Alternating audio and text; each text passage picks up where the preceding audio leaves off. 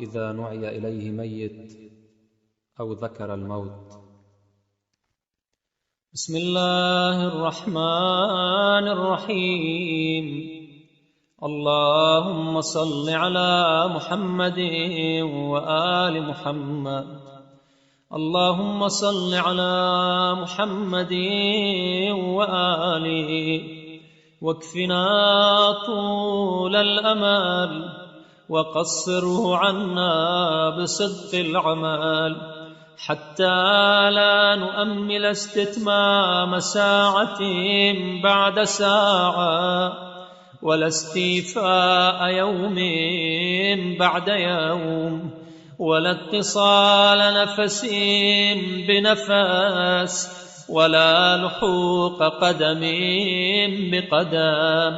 وسلمنا من غرور، وآمنا من شرور، وانصب الموتى بين أيدينا نصبا، ولا تجعل ذكرنا له غبا، واجعل لنا من صالح الأعمال عملا نستبطئ معه المصير إليك، ونحرص له على وشك اللحاق بك، حتى يكون الموت مأنسنا الذي نأنس به، ومألفنا الذي نشتاق إليه، وحامتنا التي نحب الدنو منها.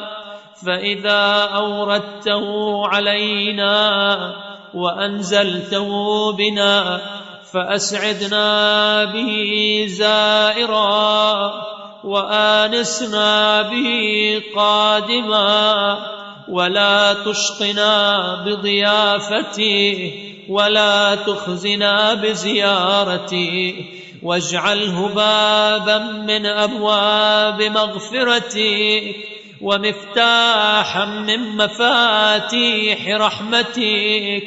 أمتنا مهتدين غير ضالين، طائعين غير مستكرين، تائبين غير عاصين ولا مصرين، يا ضامن جزاء المحسنين ومستصلح عمل المفسدين، برحمتك يا أرحم الراحمين.